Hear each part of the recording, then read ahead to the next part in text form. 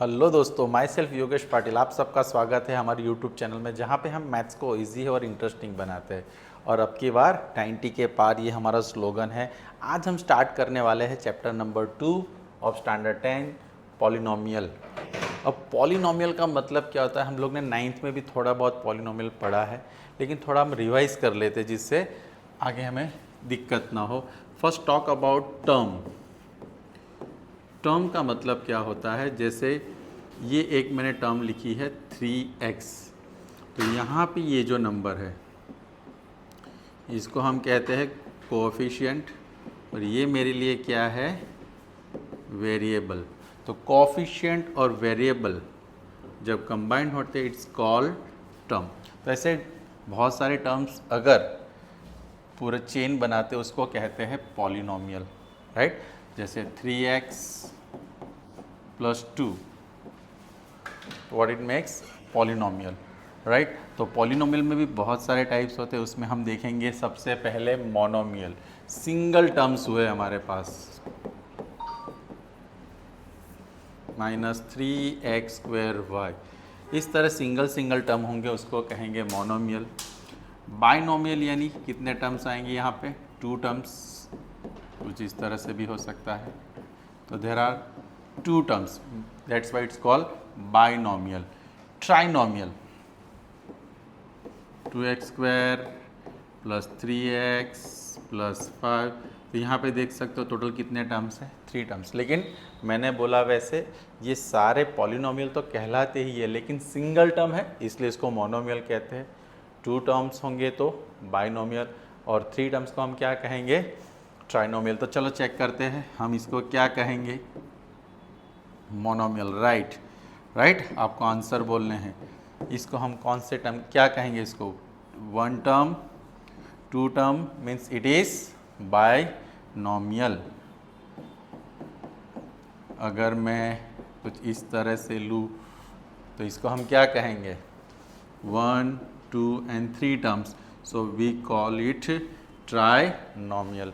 आई hope already आप 9th में पढ़ चुके हो, राइट। अगर लेकिन वो दिक्कत है तो आप 9th का हमारा पॉलिनोमियल का वीडियो देख सकते हो, जिससे आपको और आइडियाज़ आएंगे। अब हम बात करेंगे यहाँ पे जो हमने देखा टर्म्स के हिसाब से। अब पॉलिनोमियल के अंदर हमें डिग्री के हिसाब से देखना चाहिए। What is the meaning of degree. Suppose हमारे पास एक पॉलिनोमियल है,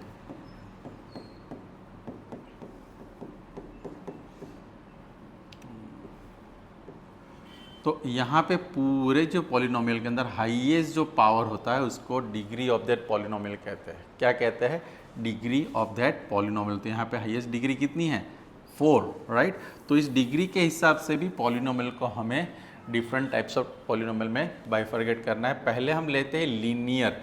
लीनियर में जो पावर यानी कि डिग्री होती है हाईएस्ट कितनी होती है, 1। लीनियर पॉलिनोमियल की हाईएस्ट डिग्री होती है 1।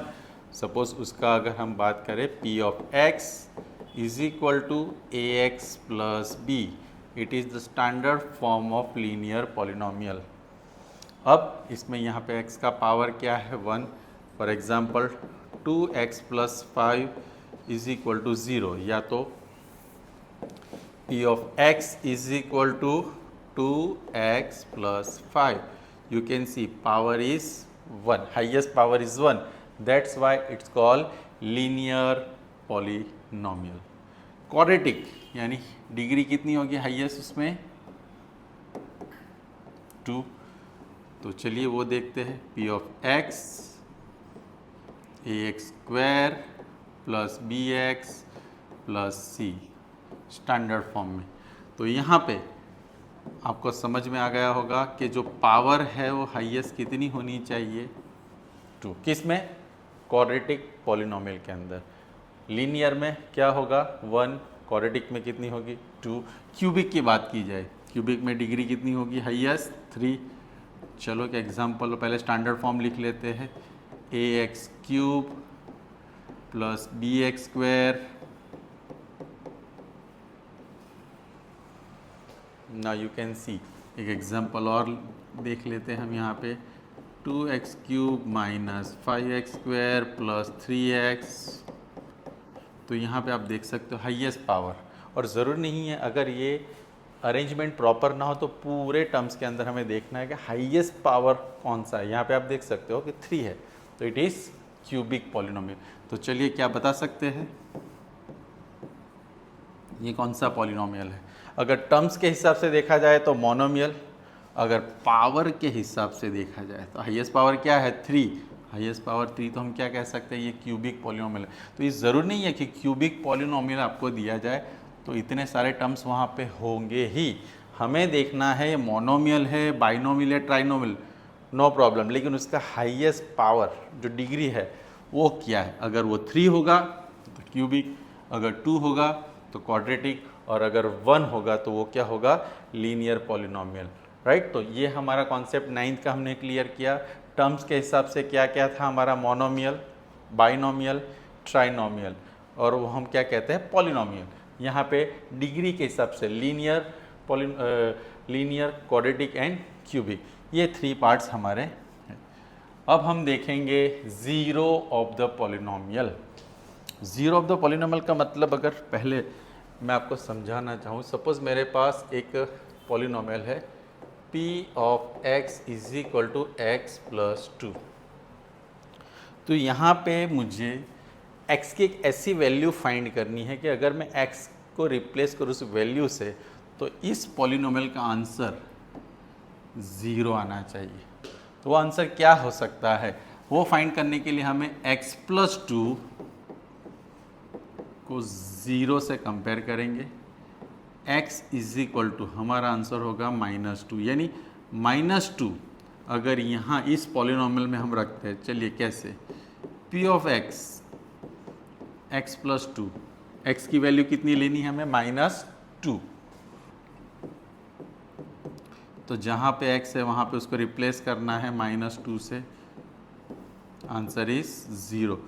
For p -2 our answer for this polynomial is 0 and that's why ये जो -2 है ये इस पॉलिनोमियल का क्या कहलाएगा, 0।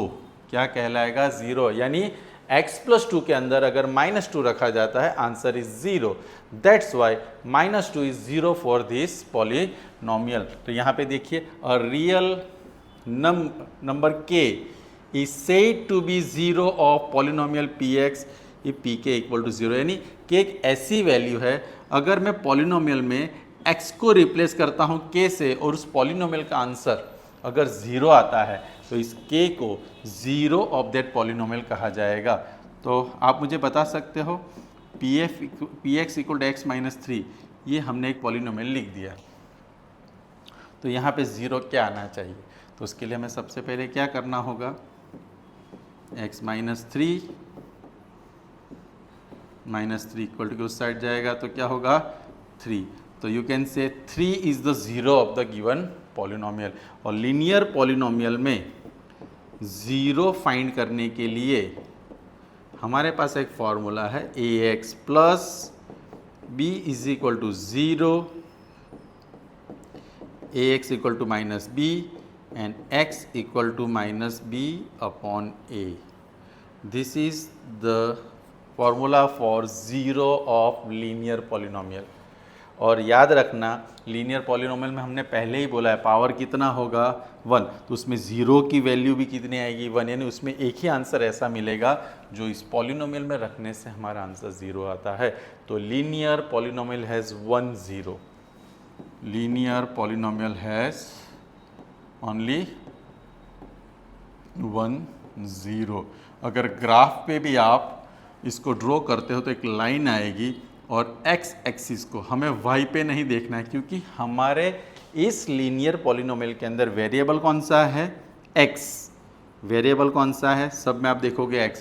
तो हमें क्या देना है ध्यान यहाँ पे कि जो लाइन हमने यहाँ पे ड्रॉ की है वो x एक्सिस को एक ही पॉइंट में इंटरसेक्ट करेगी। तो लीनियर पॉलिनोमियल का ग्राफ कैसा होगा, a line which intersect x axis at only 1 point. क्यों 1 पॉइंट में, क्योंकि लीनियर पॉलिनोमियल में एक ही 0 होता है एंड दैट इज वाई ये हमें यहाँ पे कंस्ट्रक्ट कर सकते हैं। नेक्स्ट ना ज्योमेट्रिकल मीनिंग, हमने ऑलमोस्ट थोड़ा बहुत अभी लीनियर पॉलिनोमियल में देखा, फिर से एक बार ax plus b equal to 0, ax is equal to minus b. तो मैं यहाँ पे अगर ग्राफ की बात करूँ, x और y दो एक्सिस होते हैं, राइट। तो x हमारा क्या है यहाँ पे माइनस बी अपॉन ए, और y क्या होगा 0, क्योंकि यहाँ पे वेरिएबल y है ही नहीं, तो y हमारे लिए यहाँ पे होगा एक्सिस के लिए 0। तो हमारा जो ग्राफ है, एक सिंपल एग्जाम्पल के थ्रू देखते हैं कि px is equal to x minus 3, x minus 3 is equal to 0, x equal to 3। अब हमारा जो ग्राफ हम ड्रॉ करेंगे तो पॉइंट को कौन सा होगा हमारा इंटरसेक्शन के लिए 3, 0। चलो ग्राफ में अगर बात करते हैं तो यहाँ पे ये x एक्सिस पे हमें लेना होगा। आपको याद रखना है कि पॉलिनोमियल में अगर आपको p ऑफ x दिया गया है तो हमारा इंटरसेक्शन हमें कहाँ देखना है, ओनली x एक्सिस पे। y एक्सिस पे वो लाइन इंटरसेक्ट करे ना करे कोई फ़र्क नहीं पड़ता, हमें देखना है ओनली x एक्सिस। तो यहाँ पे अगर हम x एक्सिस पे देखें 1, 2 एंड 3, तो ये जो लाइन 3 है,